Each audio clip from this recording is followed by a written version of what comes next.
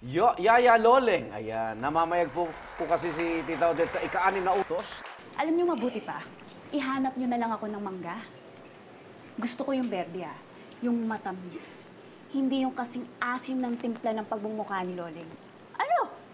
What are you waiting for? Waiting for you, ma'am. Kumilos ka na. Nakikita mo na daan palabas ng bahay. Tandaan mo yun. Hoy! Ma'am, Ano yung binubulong-bulong mo?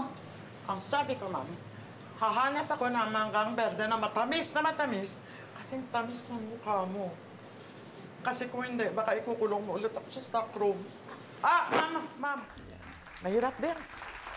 Mahirap, Igan, maging yaya na mabait. Paano Hirap hindi ako na sana- huminga. Hindi ako sanay maging mabait. Tinitiis ko talaga. Una-una, salamat sa Diyos. Pangalawa, Channel 7. Next, all our directors at mga kasamahan ko from top to bottom, lahat. Salamat.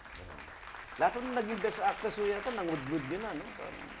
Kipa, wala pang pumutok ang ulo eh. Wala. Wala pa. Bitin, ha? Oo. Hindi pa nga nasaktan, nagre-reklamo na eh.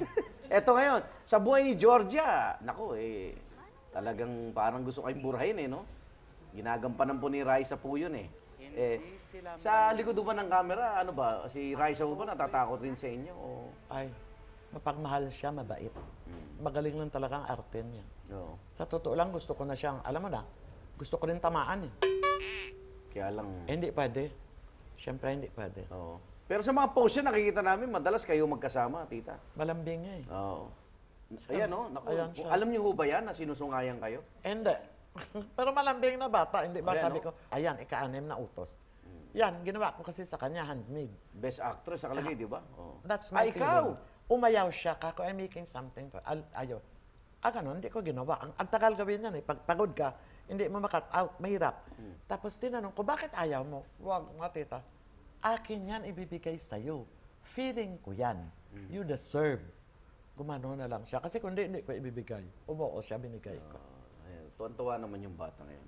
Okay. Ang tanong ng mga fan ng ika-6 na utos, mamamatay ba si Aling Loleng? Sa tingin nyo, mamamatay. Sa tingin nyo, laban, Loleng, yun lang. Iyon. Laban Loleng! Ayan. Yay!